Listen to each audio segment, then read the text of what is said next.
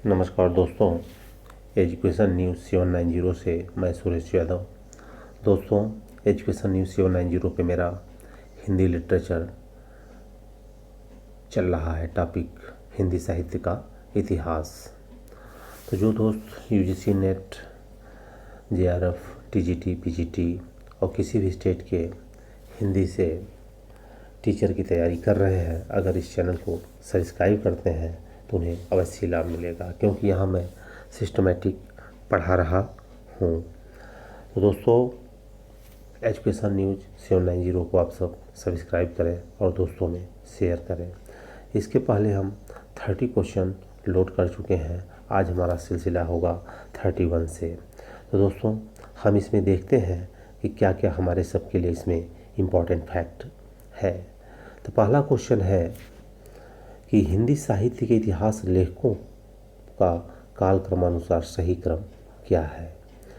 तो इसमें जो हमारा आंसर होगा, मिश्र बंधु, रामचंद्र शुक्ल, राम कुमार वर्मा, हजारी प्रसाद द्विवेदी।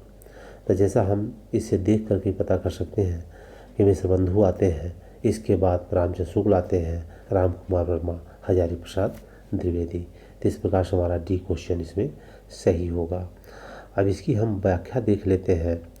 तो व्याख्या है, हिंदी साहित्य के इतिहास, जैसे राम मिश्र बंधु सबसे ये सब पहले हैं। रामचंद्र शुक्ल का टाइम ड्यूरेशन इसमें दिया गया है 1884। राम कुमार वर्मा का दिया गया है 1905। हजारी प्रसाद द्विवेदी 1907। तो अगर हमें डेट याद है तो हम यहाँ से इसको पता कर लेंगे। लेकिन अगर हमें रचनाएं भी पता हैं इनकी, तो वहाँ से भी हम पता कर सकते हैं कि मिश्र बंधु विनोद नामक साहित्य की रचना पहले की थी। तो उस हिसाब से भी हम इसका आंसर निकाल सकते हैं। अब पुरानी हिंदी नामकरण किसने किया था? पुरानी हिंदी का नामकरण किसने किया था? तय किए थे चंद्रधर शर्मा गुलेरी। चंद्रधर शर्मा गुलेरी ने हिंदी को पुरानी हिंदी कह के पुकारा था। क्या पुकारा था? पुरानी हिंदी। तो इसका आंसर डी सही होगा। सर्वप्रथम चंद्रधर शर्मा गुलेरी ने उत्तर अपभ्रंश को पुरानी हिंदी का नाम दिया। और आचार्य रामचंद्र शुक्ल ने प्राकृतिक भाष हिंदी का भोला शंकर व्यास ने हिंदी के आरंभिक रूप को अवहट्ट कहा है। आचार्य रामचंद्र शुक्ल ने प्राकृतिक भाष हिंदी तथा भोला शंकर व्यास ने आरंभिक रूप को अवहट्ट कहा है। तो ये फैक्ट दोस्तों हमें याद रखना है कि पुरानी हिंदी किसने कहा है? चंद्रधर शर्मा गुलेरी ने। लेकिन उसी को रामचंद्र शुक्ल ने कहा है प्राकृतिक भाष, और भोला शंकर व्यास ने क्या कहा है? अवहट्ट। तो ये हमें ध्यान देना है कि किसके कथनानुसार क्या है, ये हमें याद रखना है। तो क्वेश्चन यहाँ है पुरानी हिंदी, तो पुरानी हिंदी को चंद्रधर शर्मा गुलेरी ने कहा है। अब इसमें हम देखते हैं कि हिंदी साहित्य के आरंभिक काल को सिद्ध सामंत काल किसने कहा है? तो यह पता है कि हमें राहुल सांकृत्यायन ने आरंभिक काल को सिद्ध सामंत काल कहा है। अब इसकी हम नेक्स्ट व्याख्या देख लेते हैं। तो हिंदी साहित्य के आरंभिक काल या आदिकाल का नाम एवं नामकरण निम्नवत है। जैसे सिद्ध सामंत काल जो है राहुल सांकृत्यायन ने कहा है। संधिचार राम कुमार वर्मा ने कहा है। उन्मेष काल या आरंभिक काल मिश्र बंधु ने कहा है। प्रारंभिक काल गलपन चंद्रगुप्त ने कहा है। चारण काल ग्रेसन ने कहा है। बीजोपन काल महावीर प्रसाद द्विवेदी ने कहा है। आदिकाल आचार्य हजारी प्रसाद द्विवेदी ने कहा है। तो ये हमें फैक्ट जरूर याद है, क्योंकि यहाँ से क्वेश्चन बहुत ज़्यादा बनता है। इसलिए हमें ये याद रखना है कि सिद्ध सामंत काल राहुल सांकृत्यायन ने। सिद्ध सामंत काल किसने कहा है? राहुल सांकृत्यायन ने। संधि एवं चारण का राम कुमार वर्मा, और उन्हें टाइम ड्यूरेशन दिया है 693 से लेकर के 943 तक। 693 से लेकर 943 तक। अब यही आरंभिक काल मिश्र बंधु ने कहा है, जो टाइम ड्यूरेशन 700 से लेकर के 1444 भी कहा है। प्रारंभिक काल गणपचंद्र गुप्त ने कहा है 1184 से लेकर के 1350। चारण काल डॉक्टर ग्रियर्सन ने 700 से लेकर के 1318, फिर बीजोपन काल महावीर प्रसाद द्विवेदी और आदिकाल आचार्य जयप्रसाद द्विवेदी ने 1000 से लेकर के 1400 ईस्वी तक को माना है। तो इसमें से बहुत बार क्वेश्चन पूछा गया है, तो इसलिए दोस्तों ये आपको याद ही होना चाहिए। तो इसको 2 से 4 बार पढ़ेंगे तो ये आपको याद हो जाएगा। अब इसके बाद आगे हम देख लेते हैं आधार काल। आधार काल किसने कहा है? तो आधार काल कहा है सुमन राजे ने। वीर काल विश्वनाथ प्रसाद मिश्र ने कहा है। विश्व वीर ऐसे याद कर लेते हैं। अप्रभंश काल धीरेन्द्र वर्मा ने कहा है। अंधकाल कपिल कुलश्रेष्ठ ने कहा है। आधार काल 2 लोग सुमन राजे और मोहन अवस्थी। संक्रमण या प्रवर्तन काल राम खिलावन पांडे ने कहा है। किसने कहा है? राम खिलावन पांडे ने कहा है। तो आधार काल सुमन राजे, वीर काल विश्वनाथ प्रसाद मिश्र, अप्रभंश काल धीरेन्द्र वर्मा, अंधकाल कपिल कुलश्रेष्ठ और आधार काल मोहन अवस्थी और संक्रमण या प्रवर्तन काल राम खिलावन पांडे।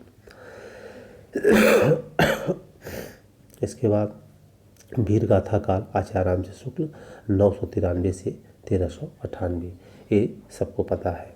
तो इसमें जो है ये सारा आपको याद रखना है क्योंकि यहाँ से क्वेश्चन बहुत ज़्यादा बनता है। इन साहित्य इतिहास ग्रंथों को उनके लेखकों के साथ सुमेलित कीजिए, कि लेखकों के साथ सुमेलित कीजिए। तो अब इसमें देखिए हिंदी साहित्य का नया इतिहास, हिंदी साहित्य का वैज्ञानिक इतिहास, हिंदी साहित्य का आलोचनात्मक इतिहास और हिंदी साहित्य की संवेदना और विकास। तो इसमें हमें कूट देख लेना है कि हिंदी साहित्य का नया इतिहास, जैसे कि हिंदी साहित्य का आलोचनात्मक इतिहास, तो इसको किसने लिखा है? राम कुमार वर्मा ने। हिंदी साहित्य, अब इसको हम देख लेते हैं कि हिंदी साहित्य का नया इतिहास किसने लिखा है? बच्चन सिंह ने। हिंदी साहित्य का नया इतिहास लिखा है बच्चन सिंह ने। वैज्ञानिक इतिहास गणपत चंद्र गुप्त ने और यह 2 भागों में है 1965 ईस्वी। हिंदी साहित्य का आलोचनात्मक इतिहास यह राम कुमार वर्मा है और हिंदी साहित्य का संवेदनात्मक विकास रामस्वरूप चतुर्वेदी है। रामस्वरूप चतुर्वेदी हैं।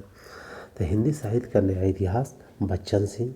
हिंदी साहित्य का वैज्ञानिक इतिहास 2 भाग में गणपत चंद्र गुप्त। हिंदी साहित्य का आलोचनात्मक इतिहास राम कुमार वर्मा। हिंदी साहित्य और संवेदना का विकास रामस्वरूप चतुर्वेदी। तो दोस्तों इस प्रकार से हमें ये फैक्ट जरूर याद रखना है कि जिससे हमें दिक्कत न हो, ये हमें बार बार पढ़ लेना है जिससे आपके दिमाग में बैठ जाए। हिंदी साहित्य का नया इतिहास बच्चन सिंह। हिंदी साहित्य का नया इतिहास बच्चन सिंह। हिंदी साहित्य का वैज्ञानिक इतिहास गणपत चंद्र गुप्त। हिंदी साहित्य का आलोचना इतिहास राम कुमार वर्मा और हिंदी साहित्य और संवेदना का विकास रामस्वरूप चतुर्वेदी। और हिंदुई साहित्य का इतिहास अनुवादित किसने लिखा था? लक्ष्मी सागर वार्ष्णेय ने। इसने क्या किया था कि जो दस्तवार दलाल तिरतुर हिंदुस्तानी फ्रेंच भाषा में थी उनका इन्होंने हिंदुई साहित्य का इतिहास करके लिख दिया था। किसने? लक्ष्मी सागर वार्ष्णेय ने। और किशोरी लाल गुप्त ने the modern vernacular literature of Hindustan को हिंदी साहित्य के इतिहास के करके लिखा था। तो जो फ्रेंच में था हिंदुई हिंदुस्तानी, उसको किसने लिखा था? लक्ष्मी सागर वार्ष्णेय ने। और the modern vernacular literature of Hindustan को किसने लिखा था? किशोरी लाल गुप्त ने। तो भी फैक्ट हमें याद रखना है, तो क्वेश्चन यहाँ से कई बार बनता है। अब हम देखते हैं दूसरा, आचार्य शुक्ल के अनुसार हिंदी साहित्य का आविर्भाव कब से माना जाता है? तो आचार्य रामचंद्र शुक्ल ने जो टाइम दिया है यह प्राकृतिक की अंतिम अपभ्रंश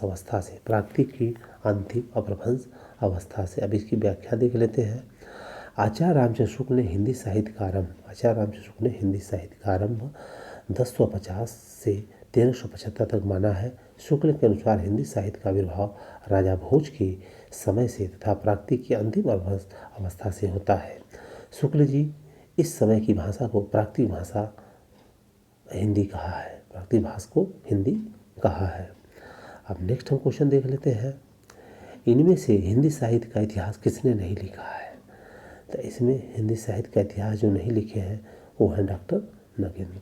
डॉक्टर नगेंद्र इन्होंने नहीं लिखा। डॉक्टर नगेंद्र ने हिंदी साहित्य के इतिहास 1973 का संपादन किया है, लेखन नहीं किया है। इन्होंने क्या किया है? संपादन किया था, लेखन नहीं किया है। जबकि अन्य इतिहासकारों ने हिंदी साहित्य का इतिहास का मूल लेखन किया है, जिसका विवरण निम्नलिखित है। जैसे आधुनिक हिंदी साहित्य तो लक्ष्मी सागर वार्ष ने हिंदी साहित्य का आलोचना राम कुमार वर्मा 1938। हिंदी साहित्य का दूसरा इतिहास बच्चन सिंह। अब नेक्स्ट क्वेश्चन आता है कि इनमें से काशी नागरी प्रचारणी सभा के संस्थापकों में कौन नहीं थे? तो कौन नहीं थे? आचार्य रामचंद्र शुक्ल इसमें नहीं थे। ये भी वेरी इंपॉर्टेंट फैक्ट, कई बार एग्जाम में पूछा जा चुका है। काशी नागरी प्रचारणी सभा की स्थापना 1893 को हुई, काशी में की गई थी। इसके संपादकों सदस्यों में श्याम सुंदर दास, ठाकुर शिव कुमार सिंह, राम नारायण मिश्र हैं। इसके प्रथम सभापति राधाकृष्ण दास थे। तो दी ऑप्शन में रामचंद्र शुक्ल नहीं होंगे। अब साहित्य जन समूह के हृदय का विकास है, यह परिभाषा किसकी है? साहित्य जन समूह के हृदय का विकास है, यह बालकृष्ण भट्ट ने कहा था। किसने कहा था? बालकृष्ण भट्ट ने कहा था। ये ऐसे फैक्ट हैं, ऐसे स्टेटमेंट हैं जिसका हमको याद रखना, क्योंकि मैक्सिमम बार एग्जाम में पूछे जाते हैं। अब इसकी व्याख्या देख लेते हैं। साहित्य जन समूह के हृदय का विकास है। साहित्य जन समूह के हृदय का विकास है, यह किसने कहा है? बालकृष्ण भट्ट ने। वेरी वेरी इंपॉर्टेंट है। साहित्य जन समूह के हृदय का विकास है, बालकृष्ण भट्ट ने। अंतःकरण की भित्तियों के चित्र का नाम कविता है। अंतःकरण की चित्रों का नाम क्या है? कविता। महाप्रसाद द्विवेदी। हिंदी नई चाल में ढली, भारतेंद्र हरिश्चंद्र। मनुष्य ही साहित्य का लक्ष्य है, हजारी प्रसाद द्विवेदी। अब नेक्स्ट हम क्वेश्चन देखते हैं, निम्नलिखित संस्थाओं की स्थापना का सही क्रम क्या है? तो इसको हम देख लेते हैं। इसका हमें ऑप्शन बता रहे हैं सी। तो इसमें जो होगा काशी नागरी प्रचारणी सभा, फिर हिंदी साहित्य सम्मेलन, फिर दक्षिण भारत हिंदी प्रचार सभा और केंद्रीय हिंदी निदेशालय, ये हमारे क्रम से है।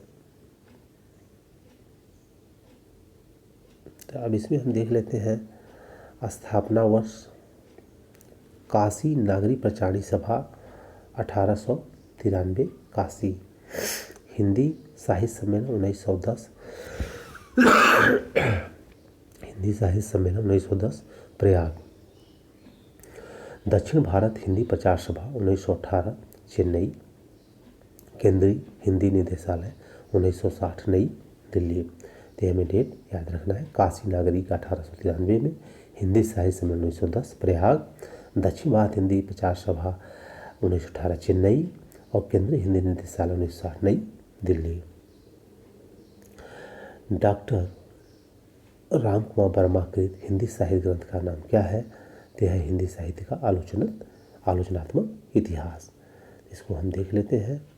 राम कुमार वर्मा कृत इतिहास ग्रंथ का नाम है हिंदी साहित्य का आलोचनात्मक इतिहास। हिंदी साहित्य का विवेचनात्मक इतिहास सूर्यकांत शास्त्री द्वारा है। हिंदी साहित्य का विवेचनात्मक इतिहास किसके द्वारा है? सूर्यकांत शास्त्री द्वारा है। हिंदी साहित्य का अतीत विश्वनाथ प्रसाद मिश्र और हिंदी साहित्य का आदिकाल हजारी प्रसाद द्विवेदी के द्वारा है। तो जो इसमें दिया है, हमें ये पूरा फैक्ट पता होना चाहिए कि किसने कौन सा साहित्य बनाया है। तो जय हिंद दोस्तों, आज के लिए बस इतना ही। अगर आपको वीडियो अच्छा लगता है तो दोस्तों में शेयर करें और चैनल को सब्सक्राइब करें। तो दोस्तों जय हिंद, जय भारत। फिर मिलेंगे हम नेक्स्ट वीडियो के साथ।